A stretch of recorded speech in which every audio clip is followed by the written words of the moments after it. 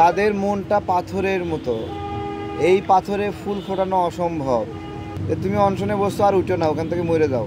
Hotel শেরাটনে এই election কমিশনের একাধিক সচিব এখানে দফায় দফায় বসেছে রফিকুল আমিনের সাথে। প্রথম প্রশ্ন হলো, এখানের সচিব আমলারা রফিকুল আমিনের সাথে হোটেল শেরাটনে কেন বসবে? আমরা নিবন্ধনের জন্য কোথায় যোগাযোগ হয়? আমাদের পার্টি অফিসে হয়। হোটেল শেরাটনে কেন?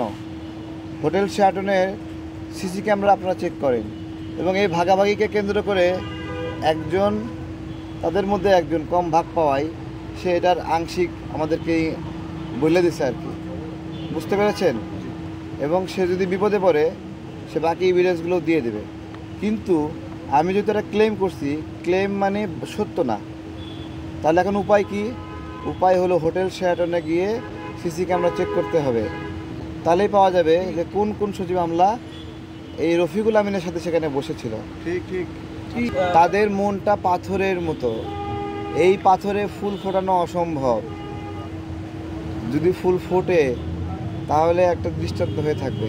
আচ্ছা, তারা কি চাচ্ছে আপনি মৃত্যুবরণ করেন, এরকম কোনো কিছু কি আপনি মনে করছেন যে এখন কোনো তারা আপনার কোনো সহযোগিতার আশ্বাস? এইরকম তো ফেসবুকে দেখতেছি যে তুমি অনশনে বসছো আর উঠো না, ওখান থেকে মরে যাও। আমার দলের নিবন্ধন পাইনি বলে অন্য দলের নিবন্ধন বাতিল করছি, বিষয়টা এরকম না।